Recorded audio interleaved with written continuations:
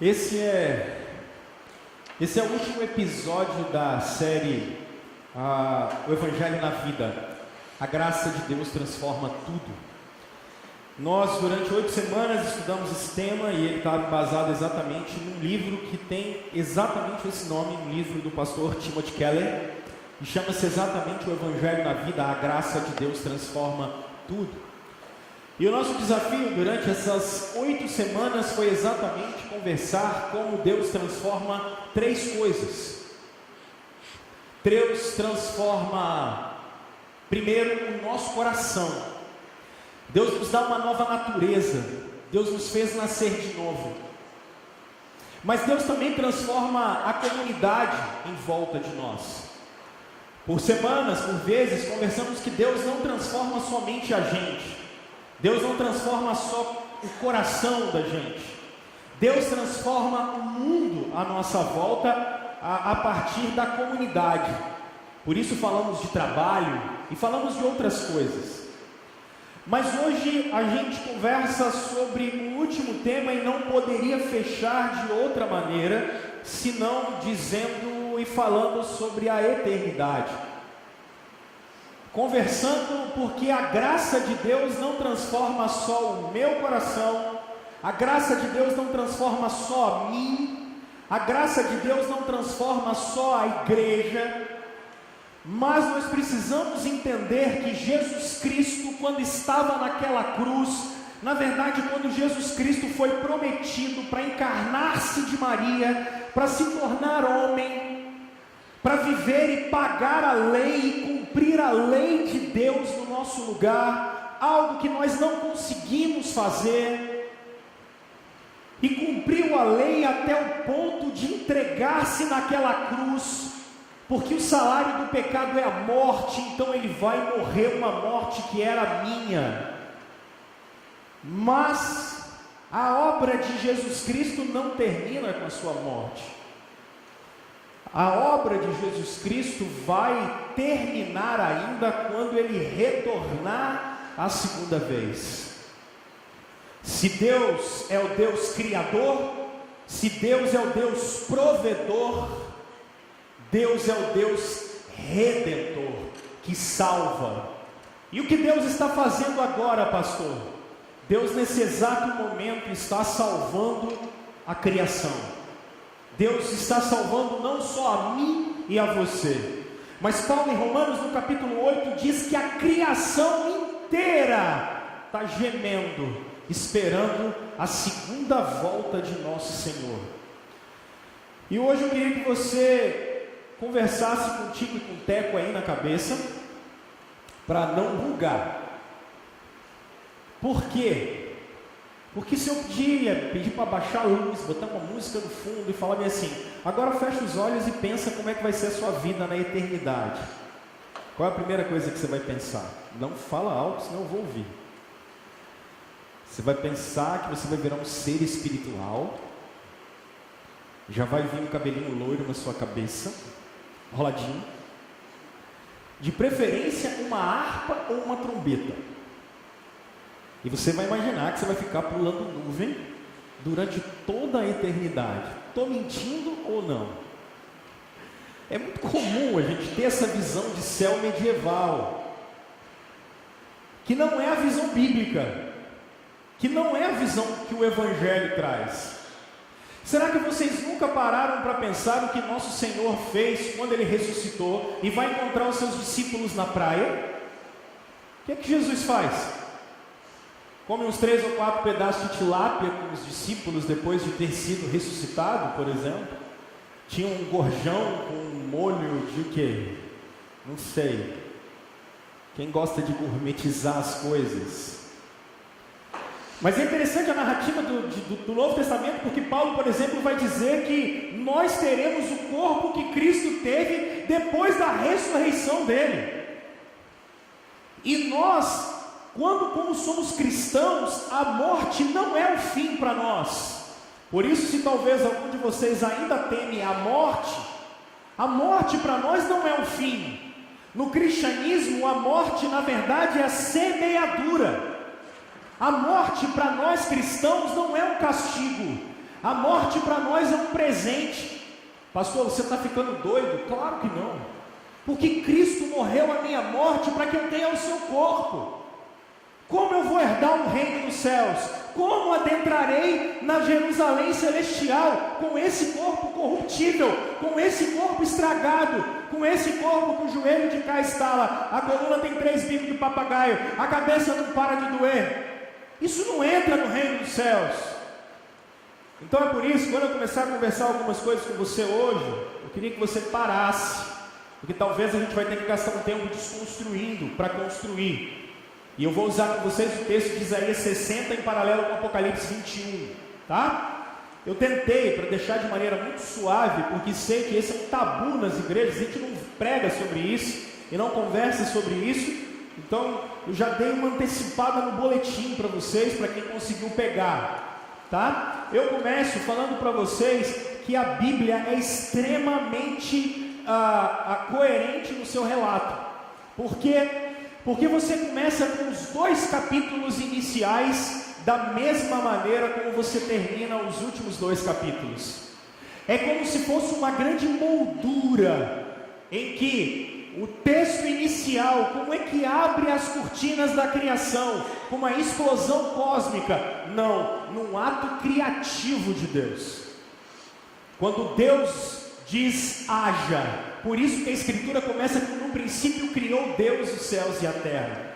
Mas essa moldura é fechada porque nos últimos 2 capítulos a Bíblia termina dizendo: e eu vi um novo céu e uma nova terra.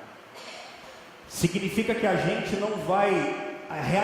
da gente não vai acabar, porque o sol vai começar a explodir metano e daí a pouco a gente vai ser consumido e vai ter que mudar de planeta.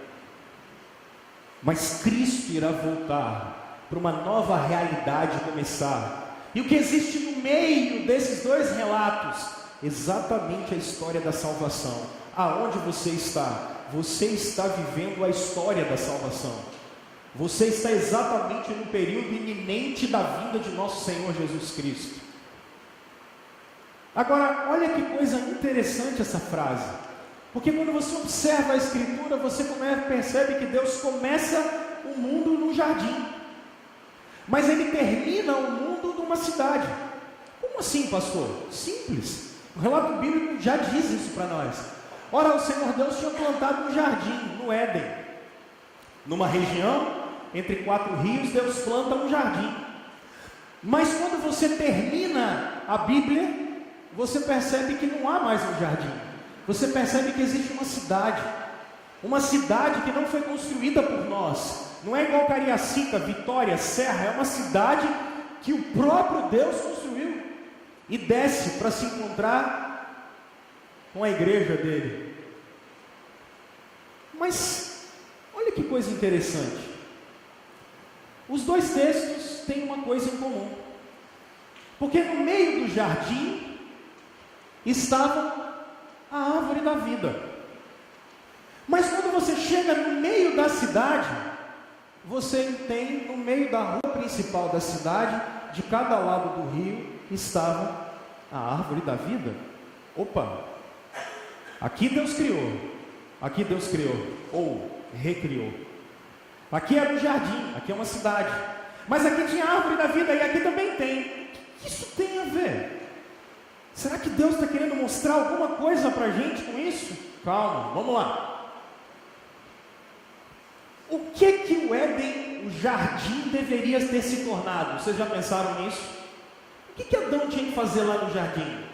Cortar madeira. O que mais que Adão tinha que fazer no jardim? Adão tinha que comer um monte de frutinha. Nunca pensou o que o jardim deveria ter se tornado? Percebam as 2 ordens que foram dadas para Adão. Deus os abençoou e lhe disse: sejam férteis, multipliquem-se, encham e dominem a terra. Pastor, o que significa isso?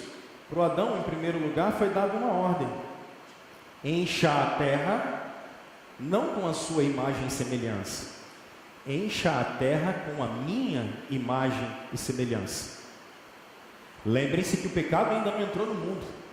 A ordem dada para Adão é: replique a minha família, repliquem a minha imagem, coloque os meus filhos, espalhem meus filhos pelo mundo. Essa foi a ordem dada para Adão, mas não só isso. Adão, faça um passador de slide melhor, Adão. Administrem a criação para mim. É isso que ele falou. Dominem a criação, dominem o jardim. Aí você diz assim, pastor, não estou entendendo. Eu te explico, filho. Olha o que ele mandou Adão. Olha o que ele mandou Adão fazer. Adão, cuida das plantas, cuida da semente, abre a empresa, Adão. Cuida dos vegetais, coma os frutos, domine os animais da terra, as aves do céu, todas as criaturas. Adão, manipula a criação, trabalha na terra, cuida dela. Pastor, ainda não estou entendendo onde você quer chegar. O Éden era para se tornar Nova Jerusalém.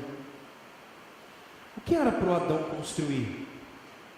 Era para o Adão ter mudado o mundo e construir uma cidade em que Deus ia habitar no meio dela. Era para o Adão trabalhar na terra e começar a construir um ambiente de harmonia. Era para Adão e os descendentes, não de Adão, mas de Deus, trabalharem na criação, na agricultura, trabalharem na arte, trabalharem em artesanato, trabalharem na administração, trabalhar na economia. Era para os discípulos de Deus, os filhos de Deus, que nasceriam de Adão, que nasceriam de Eva, desenvolverem esporte, desenvolverem teatro, desenvolverem cinema, desenvolverem gestão estratégica, desenvolverem rotas de turismo. Era para eles fazer o Masterchef do Jardim do Éden, era para eles mexerem com gastronomia, era para eles fazerem uns pratos gostosos demais com aquele negócio. Quando Deus bota Adão no jardim, é porque o jardim tem potencialidade, Ele mandou a gente trabalhar. O jardim tinha potência para se transformar numa cidade. Eu estava brincando com a minha turma, conversando com eles, que se Adão realmente tivesse conseguido, quem sabe Raul Seixas não estava certo, e a gente agora estaria brincando de esconde-esconde numa nebulosa. Não dá para saber. Adão, explore o universo. Adão, dá uma olhada no que eu criei, domine isso tudo. Faz a NASA aí da Judéia, Adão. Constrói um ônibus espacial nesse negócio, Adão. Dá um pulo em Marte rapidinho e volta, Adão. Aí você fala assim, pastor, você está ficando doido. Não, é porque vocês só conseguem olhar o mundo de um foco iluminista. Vocês não conseguem olhar o mundo de um foco com um Deus Criador, que nos deu a sua capacidade, que nos deu dons para manipularmos a criação dele. Só que o que acontece? Adão não consegue construir uma cidade, Adão não consegue manipular a criação, Adão não consegue mexer na criação como ela deveria ser. E Deus vai expulsar ele do jardim, e sobre ele vai ter uma maldição. A terra agora, que deveria ser sua amiga, agora ela é sua inimiga, Adão. Agora você vai brigar com ela. E vocês sentem esses efeitos todos os dias. Vocês sentem os efeitos das doenças no corpo de vocês. Vocês sentem os efeitos da morte em vocês ou em pessoas próximas a vocês. Vocês percebem como é duro trabalhar. Vocês percebem como a terra é difícil. Vocês percebem como a nossa relação com o outro é complicada. Vocês percebem como a relação com a gente mesmo é complicada. Porque Adão não consegue cumprir o que Deus havia mandado ele fazer. A grande questão, como eu falei com vocês há um tempo atrás, tudo que Adão consegue é só isso aqui. A raça humana se separa de Deus, se separa do outro, se separa da criação, se separa dela mesma. E aí, a vida é esse caos em que vocês se encontram. Mas, porque você pode perguntar, pastor, e o Evangelho? Eu respondo para você agora. Travando aí, irmão? Sim. Se Adão não conseguiu construir uma cidade, Cristo conseguiu. Se Adão não conseguiu dominar a criação, Cristo conseguiu. Como assim, pastor? Não se perturbe o coração de vocês. Creiam em Deus, creiam também em mim. Na casa de meu pai há muitos aposentos. Se assim não fosse, eu lhes teria dito: eu vou preparar um lugar para vocês. Palavras de Jesus quando ele vai subir aos céus. Pastor, mas e daí? Bom, daí, assim que esse trem funcionar, é o computador ou esse negócio aqui?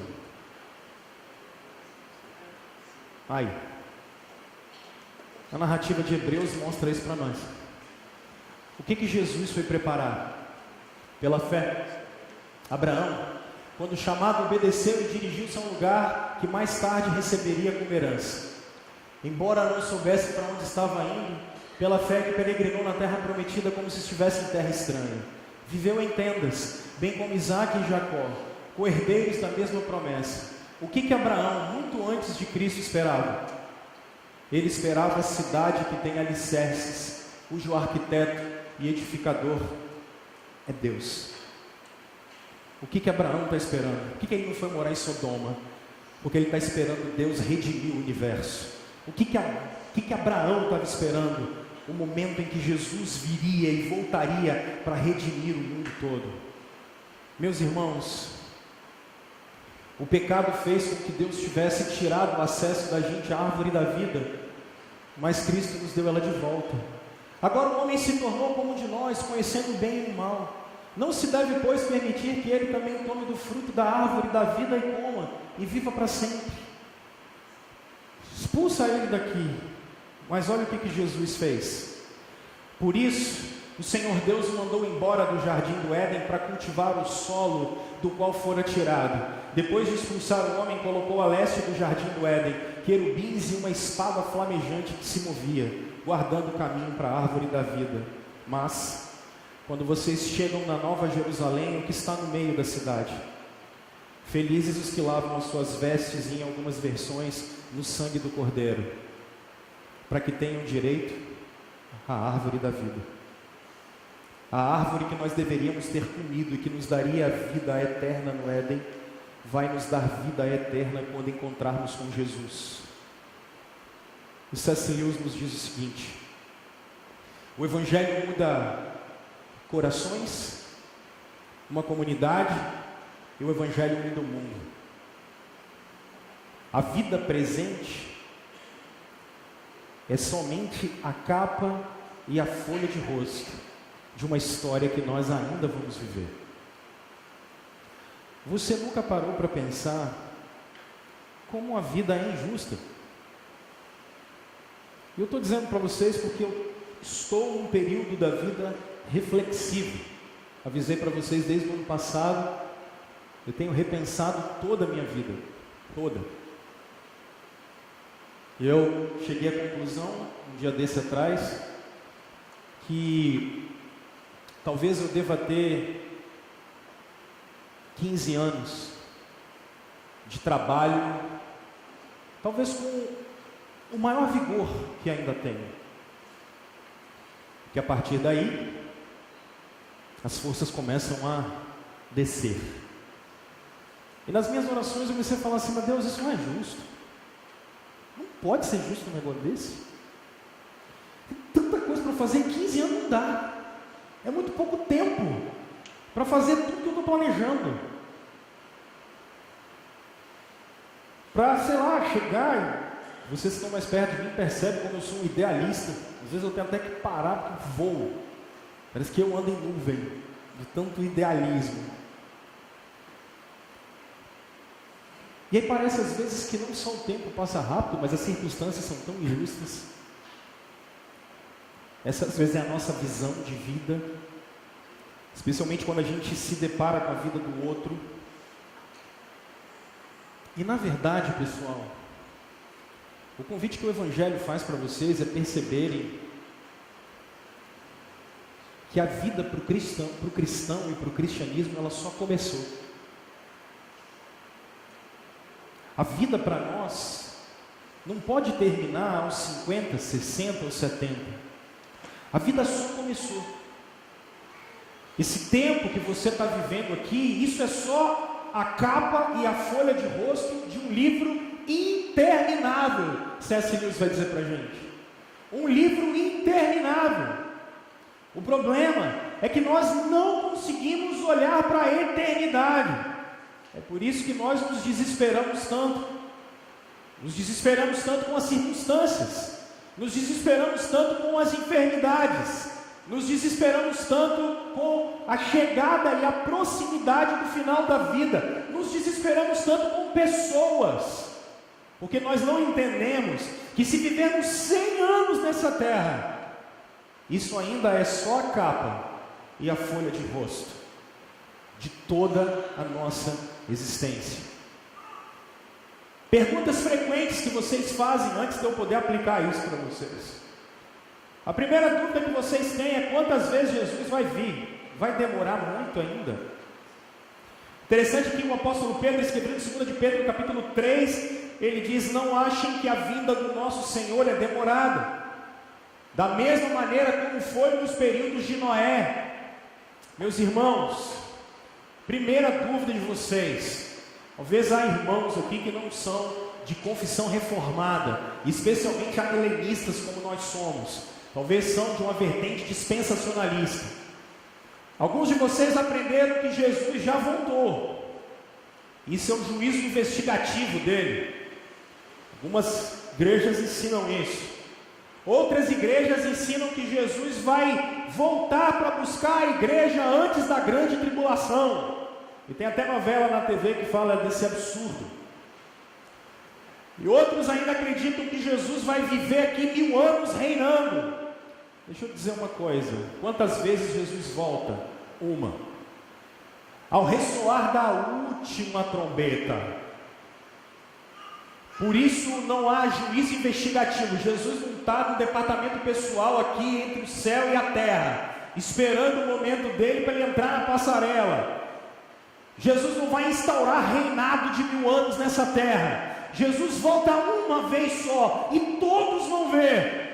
Pastor, quanto tempo isso vai demorar? Eu não tenho a menor ideia, mas eu posso dizer que do mesmo jeito que houve terra, céu e mar, e o primeiro mundo acabou em águas, Pedro vai dizer: o segundo acabará com o fogo do juízo de Deus, porque o rei, de Mateus capítulo 25, vai descer sobre as nuvens, ao ressoar da última trombeta, e todo olho verá, uma vez só. Mas não é só isso. Porque quando vocês perguntam como e quando, eu não posso dizer para você. Mas a expressão bíblica que sempre diz: estejam preparados.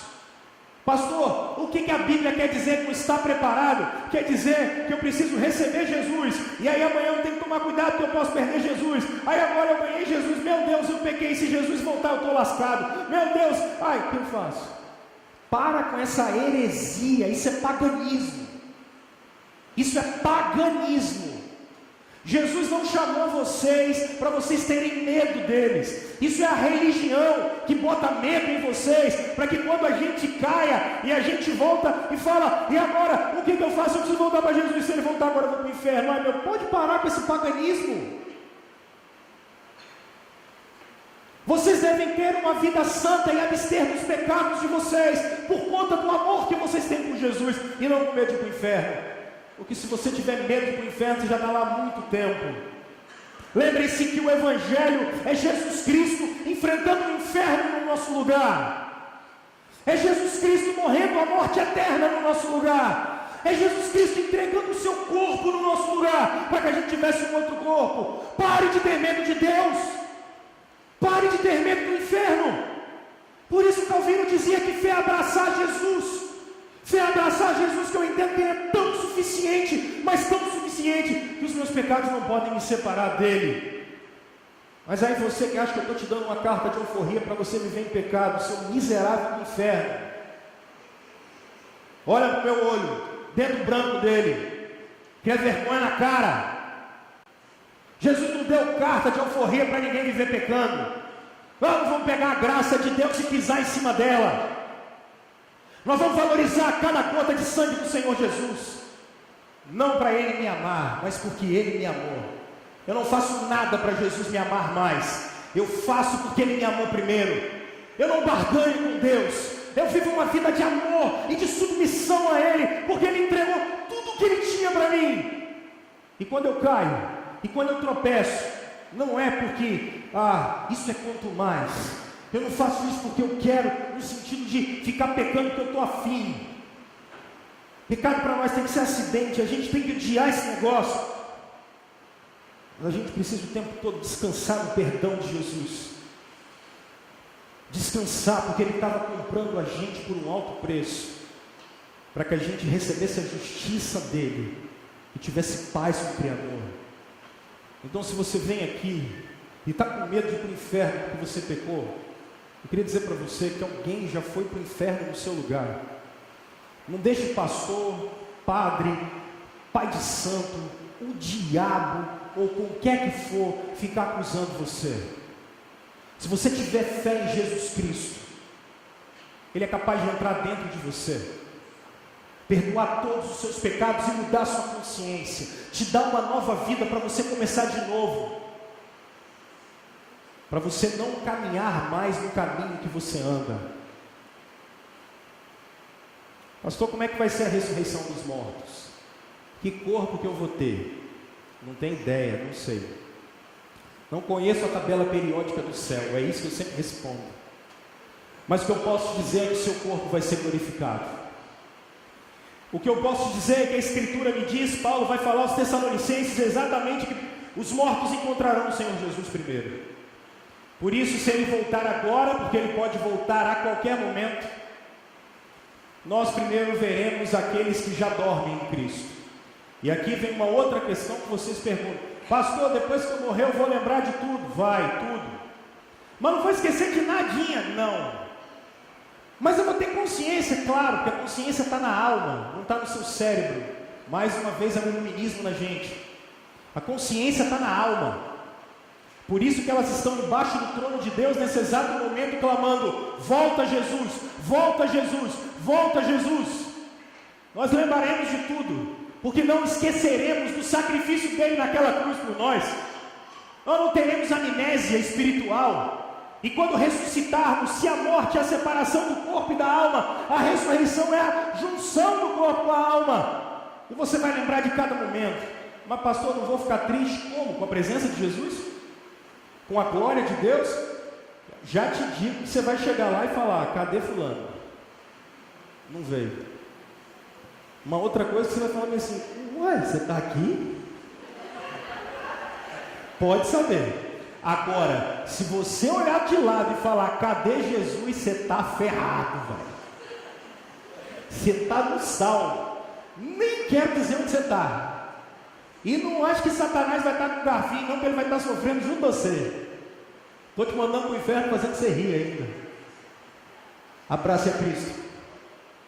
A volta dele é iminente. Abrace a Cristo.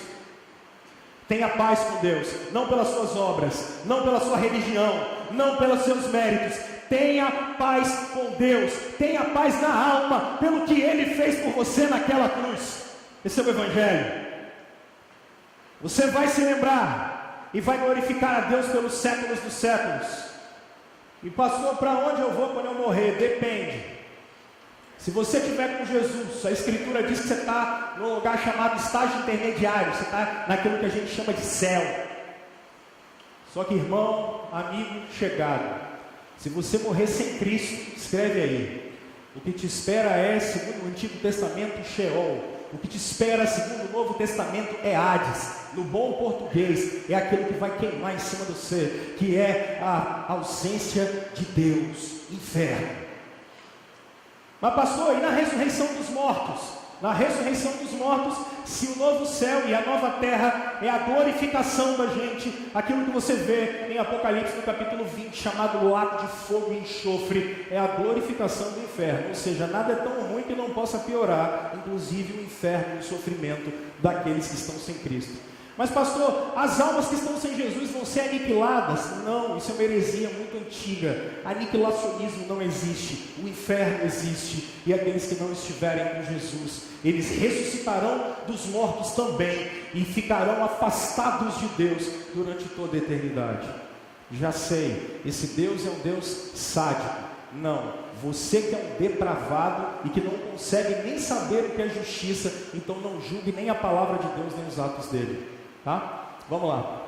Eu quero te dar 3 visões da vida eterna. Se ficou alguma dúvida, eu acho que ficaram muitas semanas pelo WhatsApp no meio de semana, e eu respondo. Eu quero te dar então 3 visões da vida eterna. 3 visões do que deve ser e acontecer conosco. E isso nós vamos usar Isaías 60. Como assim, pastor? Primeiro, você precisa ter a visão que o Evangelho vai dar uma cultura renovada para nós. É interessante como Isaías, 700 anos de Cristo, antes de Cristo, fala a mesma coisa que João, 100 anos depois, fala. E é isso que eu quero te mostrar aqui. Olha o que o texto de Isaías 60 nos mostra. As suas portas, as portas da Nova Jerusalém, elas estão abertas. Jamais serão fechadas, dia e noite, para que lhe tragam as riquezas das nações. No novo céu e na nova terra, pastor? É. Com seus reis e o seu séquito. A glória do Líbano virá a você. Juntos virão um pinheiro. Essa palavra é engraçada, porque eles podiam deixar só o pinheiro, porque abeto é pinheiro e o cipreste. Olha que legal. Para adornarem o lugar do meu santuário, e eu glorificarei o local em que pisam os meus pés. Isso é Isaías 60. Agora olha Apocalipse 21. As nações andarão em sua luz, e os reis da terra lhe trarão a sua glória. Suas portas jamais se fecharão de dia, pois ali não haverá noite. A glória e a honra das nações lhe serão trazidas. Meus irmãos, quando eu estou dizendo para vocês que quando o nosso Senhor voltar, nós teremos uma cultura renovada, é muito provável que eu esteja falando com pessoas que são frustradas na sua vida profissional, por exemplo. Talvez porque ganham pouco. A gente não mede mais profissão por dons, mas mede profissão por salário, né? A gente não mede mais profissão por o quanto de pessoas que eu abençoo, mas a gente mede a profissão pelo tanto de fama e reconhecimento que a gente tem. Se eu perguntar a vocês, pais de criança, vocês querem que seus filhos tenham aquelas profissões gourmet. Por quê? Porque ele vai receber bem e ele vai, com toda certeza, ter um status social interessante. A gente não está preocupado em quantas pessoas meus filhos vão abençoar, por exemplo. Não estou preocupado com isso. Mas talvez eu esteja pregando para você que é frustrado na área do trabalho. Talvez você que não tenha emprego, por exemplo. Talvez você que sofre. Você talvez seja alguém que eu estou pregando assim. E isso te gera extremas confusões. Por que eu não fiz o vestibular correto? Por que eu não me esforcei mais na prova? Por que eu não passei no concurso? Por quê? Por quê? Por quê? Quando a Escritura diz que haverá uma cultura nova, em nome de Jesus,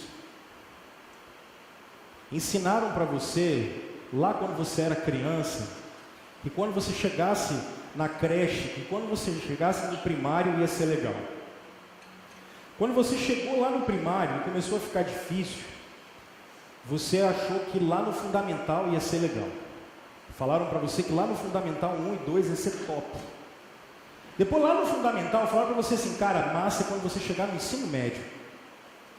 Aí quando você chegou no ensino médio, fala, bom mesmo é na faculdade. Quando você chegou na faculdade, o cara falou, bom é quando você arruma um estágio. Aí quando você arrumou um estágio, o cara chegou para você e falou assim, rapaz, bom mesmo é quando você arruma um emprego. Aí quando você chegou no emprego, o cara pegou e falou assim, então, você aqui é o ajudante número Z. Bom mesmo é quando você for o chefe da letra A. Aí você foi naquela empresa 35 anos e quando você chegou na letra A, você falou, agora eu sou o chefe, chegou o cara com FGTS e falou bem assim, agora você pode se aposentar. Porque antes eles tinham falado assim, compra um sítio, que bom é ter um sítio, só que você trabalhava e não podia usar o sítio. E aí falaram para você assim, olha, bom é quando você puder usar o sítio. Aí você aposentou e foi usar o sítio. Aí quando você chegou lá e cuidou do sítio, chegaram para você e falaram bem assim: cara, agora você vai aproveitar a vida. Aí você descobriu que está doente, que você só tem 15 dias de vida. Aí eu cheguei do seu lado e falei para você, que eu fui fazer aquele aconselhamento antes da morte. E aí eu cheguei do seu lado e falei assim: rapaz, bom vai ser na glória. Bom é na eternidade. E é verdade. Só que deixa eu te falar, na eternidade, se você acha que você vai ficar tocando harpa e cantando, pulando nuvem, esquece, irmão. Cultura renovada. A gente vai para dentro de uma cidade. Isso é físico. É uma cidade física. O seu trabalho vai ser físico. Você vai trabalhar na Nova Jerusalém, no novo céu e na nova terra. Agora olha que coisa engraçada. No novo céu e na nova terra, nós traremos ofertas para Deus. A ideia de trazer ofertas para Ele é que toda a produção das nossas mãos vai ser para a glória de Deus. Então nenhum trabalho que você fizer, quando você ressuscitar dos mortos e estiver com Deus, isso vai ser mais cansativo e enfadonho. Acabou depressão de domingo à tarde para você que está desesperado com a segunda-feira, que está batendo na porta: pastor Rômulo, termina logo, eu preciso ver o resto do Fantástico, senão eu não vou tomar meu antidepressivo, que amanhã começa a segunda com vontade de ser sexta. Estou mentindo? Se fosse pentecostal, vocês iam dar um monte de glória a Deus aqui agora, que eu falei a verdade. Seus pecadores, não há mais enfado, a realização, não só profissional. Há uma nova cultura. No novo céu e na nova terra, a arte é diferente. A produção artística no novo céu e na nova terra eram aquelas que eram para a gente estar fazendo agora, mas a gente não vai conseguir fazer. Então Jesus foi para aquela cruz para fazer a gente produzir pintura, música, cinema, fotografia, de uma maneira que glorifique a Deus. Administração de recursos, administração e gestão da natureza, administração e gestão das cidades, da terra, tudo isso sem a influência do pecado e com a glória de Deus em nós, sem cansaço, sem enfado, uma nova cultura. Pastor, e como é que vai ser Brasília do novo céu e da nova terra? Abraham Kuyper defende isso, eu também. Não tem governo no novo céu e na nova terra. Governo é algo transitório, o poder da espada é transitório, porque a luz do Cordeiro vai estar sobre nós. Quem é policial está desempregado na nova terra, porque não tem a patrulha, a ronda, o galo do novo céu e da nova terra não existe. Eu vou falar daqui a pouco disso. Eu estou querendo é que vocês aterrissem e percebam que é uma realidade espiritual, mas é material. É isso que nossos pais reformados nos ensinaram. Então, quando a gente fala da obra de Jesus e da eternidade, pensem que todas as realizações que vocês não conseguiram, e aqui eu não estou falando da sua vontade, eu estou falando da produção da glória de Deus. Acabou a sede por coisas que a gente não conseguiu fazer, porque o Cordeiro fez tudo por nós e capacitou a gente para fazer tudo para Ele. É isso, gente. Falar de uma cultura nova é essa. Isso é tão maravilhoso. Por isso que eu botei arte, arquitetura, culinária, engenharia, turismo, agricultura, desenvolvimento de tecnologia. Cara, isso tudo sem efeito do pecado. Aí vai dar para a gente trocar muita ideia com Deus.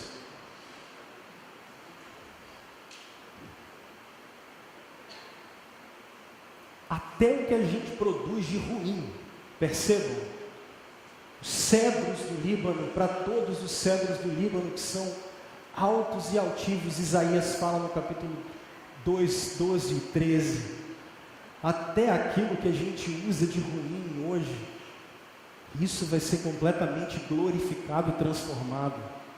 A obra de nosso Senhor é para transformar não só a minha vida, mas é para transformar tudo o que existe.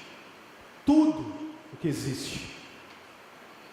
Então a palavra que eu falo para você hoje é: se às vezes você se sente cansado por causa da vida, se às vezes você se sente desacreditado por causa da vida, se talvez você sente que realmente esse é um lugar de aflições, de não realizações. Verdade, gente, é verdade. Mas eu quero que vocês fitem os olhos naquela cruz, para entender que Jesus morreu por isso também. E Ele está vivo pelos séculos dos séculos, para transformar toda a produção que a gente faz todos os dias. Esse cara é meu professor lá no Jumper, lá no mestrado, Dr. Eber. Olha o que o Dr. Eber fala com a gente. Eles trarão tudo de glorioso que possuem para o deleite do seu Senhor. Qualquer coisa gloriosa para eles não se compara à glória que o próprio Senhor tem. Portanto, o que vierem a trazer de glorioso não aumentará em nada aquele que é em si mesmo revestido de glória. E Dr. Eber continua. Quando Apocalipse 21 descreve os reis como marchando para Jerusalém, devemos também ver a cultura de seus países sendo trazidas com eles. O que é bom e singular na cultura de cada nação será apresentado como tributo a Deus e enriquecerá a vida na nova terra. Eu quero que você comece a visualizar e sonhar com isso. Segundo, Shalom restaurado. Pastor, o que é isso? Olha o que Isaías 60 fala. Não se ouvirá mais falar de violência em sua terra, nem de ruína e destruição dentro de suas fronteiras. Os seus muros você chamará salvação, as suas portas louvor. Ele enxugará dos seus olhos toda lágrima. Não haverá mais morte, nem tristeza, nem choro, nem dor, pois a antiga ordem já passou. Isso aqui que é Shalom. Completo, saúde, bem-estar, paz, totalidade, segurança, saúde, bem-estar, saúde, prosperidade, sossego, tranquilidade, contentamento, amizade, é isso aqui, ó. Quando a gente está falando de Shalom, se o pecado me afastou da criação, Jesus me trouxe de volta para a criação, mas Jesus também está me trazendo de volta para o outro. Shalom nos relacionamentos. Paz completa nos relacionamentos. Fui num velório um tempo desse atrás, uns dias desse, e a pessoa tinha perdido um ente muito querido, mas essa pessoa era crente, e é crente. E ela se assustou quando eu falei assim: não se preocupa, você vai encontrar com essa pessoa lá. E aí ela falou assim: você tem certeza, pastor? Tenho.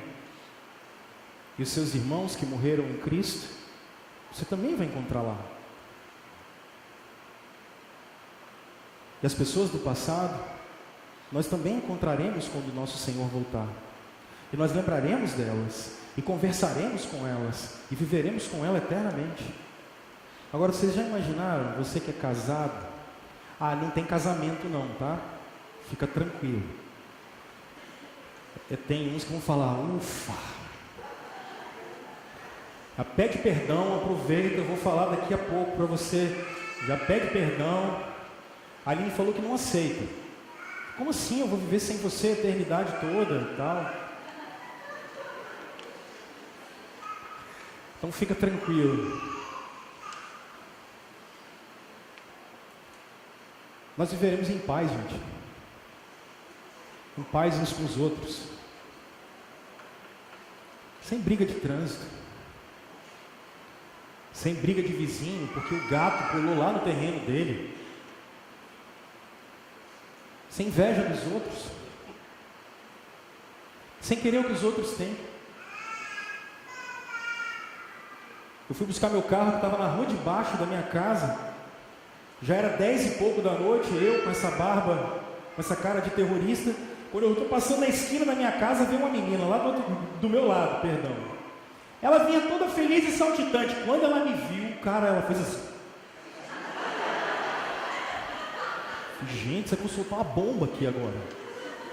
Medo que a gente tem dos outros. Medo. Impressionante. Medo das pessoas. Falta de segurança. nas nossas casas. A gente não se dá bem.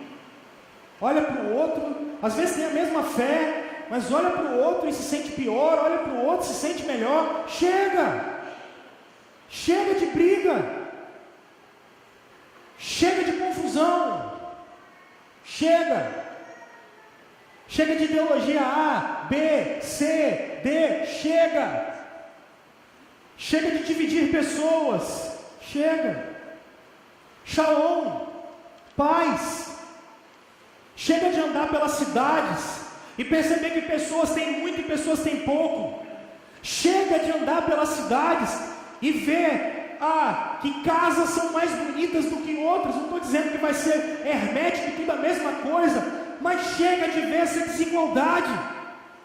Chega de ver mais ricos imperando sobre mais pobres. Chega, shalom, prosperidade para todos. Prosperidade que capitalismo não dá, que socialismo não dá, que liberalismo econômico, social não dá. Chega. A paz que só o Cordeiro pode dar. A paz que talvez você nunca teve dentro de casa, a paz que talvez você nunca teve na rua, é essa paz, é esse shalom que vai invadir a gente, e nós vamos viver entre ele, porque o Cordeiro estava naquela cruz, e quando ele ressuscitou, ele diz: deixo-vos a minha paz vos dou, não vou lá acomodar o mundo, não se turbe o vosso coração, nem se atemorize, porque eu venci o mundo. Shalom, o que te espera do outro lado? O que te espera na vinda de nosso Senhor? Shalom, paz. É isso, gente. É isso que nos aguarda. É isso que você precisa esperar. Não dá para ter medo disso. Agora você consegue entender quando Paulo diz que estar com Cristo é incomparavelmente melhor. É isso que nos espera. É isso que o Evangelho conquistou. É isso que aquela cruz nos deu. Mas eu termino dizendo que a terceira visão que nós devemos ter da vida eterna, do novo céu e da nova terra, é uma intimidade espiritual extraordinária com Deus. Porque se a cruz me ligou à criação de novo, se a cruz me ligou a vocês, a cruz me ligou a Deus. Olha o que o texto bíblico diz, Isaías 60, 19 e 20. O sol não será mais a sua luz de dia, e você não terá mais o brilho do luar, pois o Senhor será a sua luz para sempre, o seu Deus será a sua glória, o seu sol nunca se porá, e a sua lua nunca desaparecerá, porque o Senhor será a sua luz para sempre, e os seus dias de tristeza terão fim. Olha Apocalipse, mesmo texto, 800 anos depois. Ele me levou no Espírito a um grande e alto monte, e mostrou-me a cidade santa, Jerusalém, que descia do céu da parte de Deus. Ela resplandecia com a glória de Deus, o seu brilho era como de uma joia muito preciosa, como jaspe, clara como cristal. Não vi templo algum na cidade, pois o Senhor Deus Todo-Poderoso e o Cordeiro são o seu templo. A cidade não precisa de sol nem de lua para brilharem sobre ela, pois a glória de Deus a ilumina, e o Cordeiro é a sua lâmpada, a sua candeia. Eu trouxe Renato Russo, o Dado e o Bonfá. Talvez essa seja uma das maiores canções da Legião Urbana. Chama-se Metal contra as Nuvens. E a música é linda, mas ela reflete um pouco, e Paulo, por exemplo, quando está em Atenas, ele cita os poetas gregos. Eu quero citar 3 poetas brasileiros. Não sou escravo de ninguém é senhor do meu domínio, sei o que devo defender, e por valor eu tenho, e temo o que agora se desfaz. Liberdade. Todos nós clamamos por liberdade. Viajamos 7 léguas por entre abismos e florestas. Olha o que a liberdade nos traz. A dita liberdade do mundo. Por Deus, eu nunca me vi tão só. É a própria fé. o que destrói. Esses são dias extremamente desleais. Uma liberdade que a gente vive que escraviza. Esse é o sentimento que a gente tem. Escravidão, vazio existencial.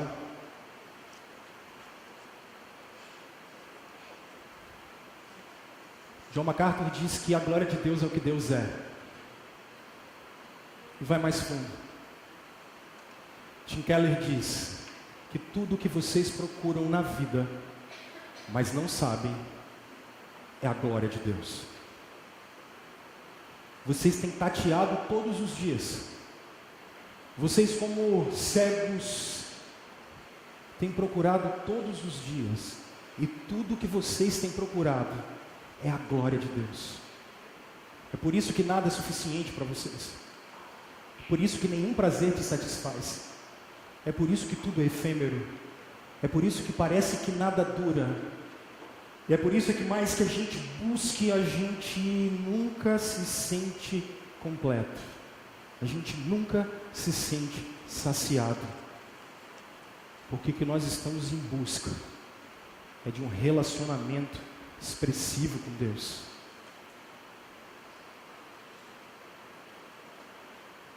Cadê o Robeli? Robeli. Eu quero terminar, pessoal. Como eu estou falando com vocês de relacionamento, posso voltar aqui? Deixa o John MacArthur aí.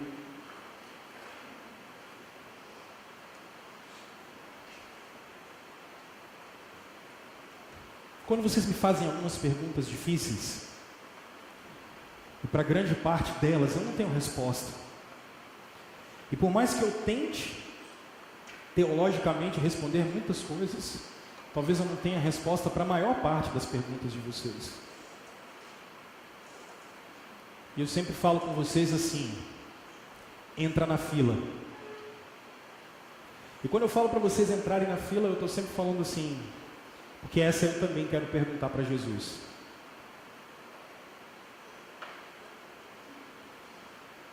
Quero dizer para você que a vinda de Cristo,